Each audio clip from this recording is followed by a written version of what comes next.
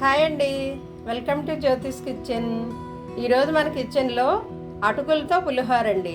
అవునండి, అటుకులతో పులిహోర veg add చేసి ఏ విధంగా హెల్తీగా చేసుకోవాలో చూసేద్దామండి ప్రాసెస్. ఇదిగోండి, అటుకులతో పులిహోర చేయడానికి నేను 2 కప్పుల అటుకులు తీసుకున్నాను. 2 కప్పుల అటుకులు ఇదిగో ఒక బౌల్లో వేసేస్తున్నాను.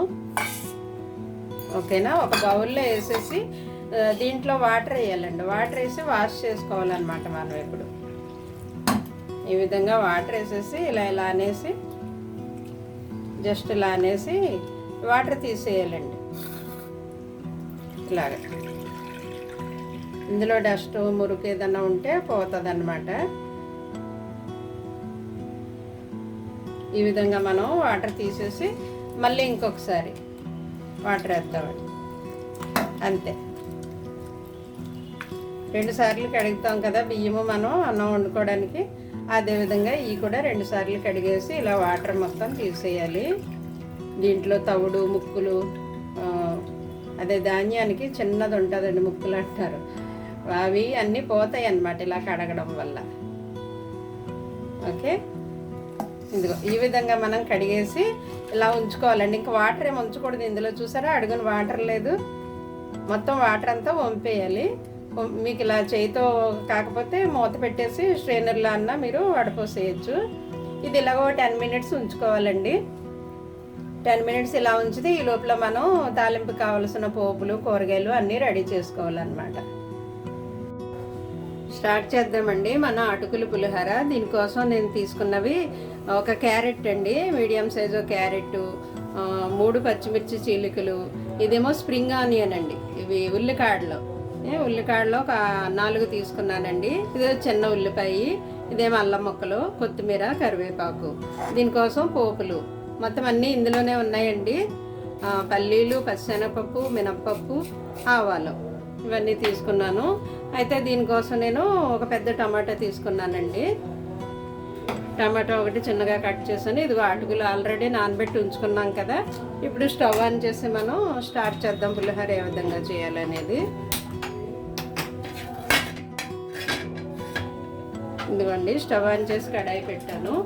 దీంట్లో నేను ఆయిల్ వేస్తున్నాను. ఎక్కువ ఆయిల్ వేయనండి, 1 స్పూనే వేసాను. ఇది హీట్ అయిన తర్వాత పోపులు వేస్తాను.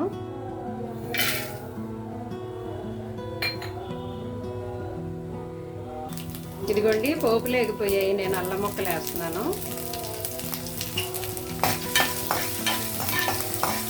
దోరగా వేగాలన్నమాట. పోపులు వేగిపోయాయి, అల్లం ముక్కలు వేసాను. ఇప్పుడు మనం ఇందులో కూరగాయలు వేసేద్దామండి. క్యారెట్, కరివేపాకు, పచ్చిమిర్చి, స్ప్రింగ్ ఆనియన్ త్వరగా వేగుతుంది, తర్వాత వేద్దాము. ముందు మామూలు ఉల్లిపాయలు వేసేద్దామండి. నార్మల్ ఆనియన్ వేస్తాను నేను. కొంచెం వేగిన తర్వాత మనం టమాటాను, స్ప్రింగ్ ఆనియన్ యాడ్ చేద్దాము. కొంచెం వేగాలండి. ఇదిగోండి, క్యారెట్ ఉల్లిపాయలు వేగాయి కాబట్టి నేను ఇప్పుడు స్ప్రింగ్ ఆనియన్ యాడ్ చేస్తున్నాను ఉల్లికాడలో. ఇప్పుడు టమాటా కూడా వేసేద్దామండి మనం.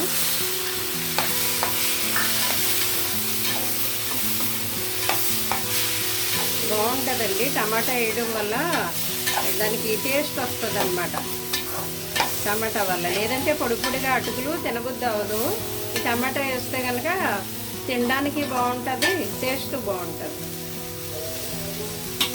దీంట్లో ఇప్పుడు మనం కొంచెం పసుపు యాడ్ చేద్దామండి. పులిహోర అనగానే పసుపు వేయాలి కదా. ఇదిగో 1 స్పూన్ వేసాను. అయితే నేను అటుకులు అంటే కడిగేసి ఉంచాను, వాటర్ ఏమీ వేయలేదు, నానబెట్టలేదు. కానీ ఆ తడి వల్లవి నానతాయి అన్నమాట. దీంట్లో నేను ఇప్పుడు అటుకులకి కూరగాయలకి సరిపడా సాల్ట్ వేసేస్తున్నాను. 1/2 స్పూన్ వేసాను.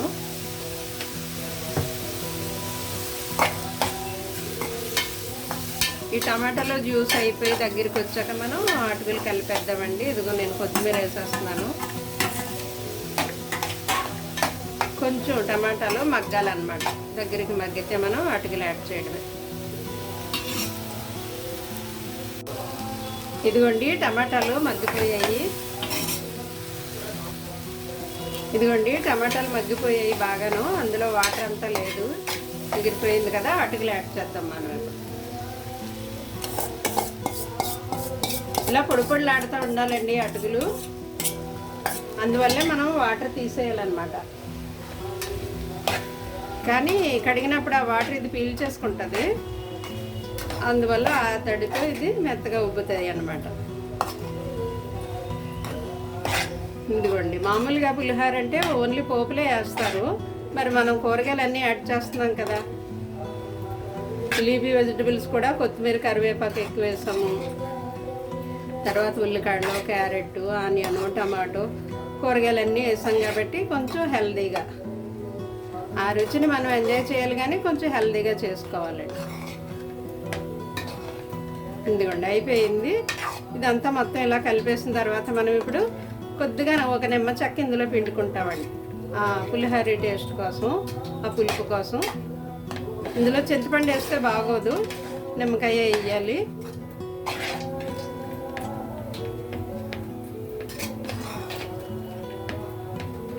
ఇదిగోండి అయిపోయింది. నేను స్టవ్ ఆపేసాను. అయితే ఇందులో నిమ్మకాయ పిండేస్తున్నాను నేను. స్టవ్ ఆపాకే పిండాలండి, వేడి మీద నిమ్మకాయ దాంట్లో ఉన్న పోషకాలు పోతాయి అన్నమాట.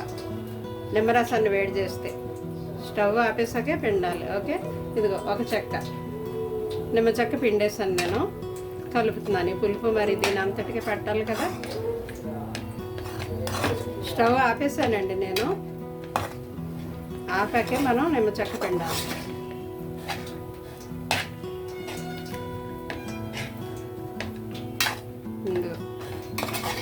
మొత్తం ఈ విధంగా మొత్తం అంతా కలిసిపోయిన తర్వాత దీంట్లో నేను గార్నిషింగ్ స్ప్రింగ్ ఆనియన్ చిన్నగా కట్ చేశానండి, చాలా చిన్నగా అంటే చిన్నగా కట్ చేశాను, చాలా చిన్నగాను. తర్వాత కొత్తిమీర వేస్తున్నాను, అంతే. ఫైనల్గా ఒకసారి ఇలా కలిపేసుకుంటే అయిపోయినట్టే మన పులిహోర, అటుకుల పులిహోర. చాలా హెల్తీగా ఈ విధంగా మనం ప్రిపేర్ చేసుకోవచ్చు. అయిపోయిందండి, డిష్ అవుట్ చేయడము, తినడము ఇంకా లేటు.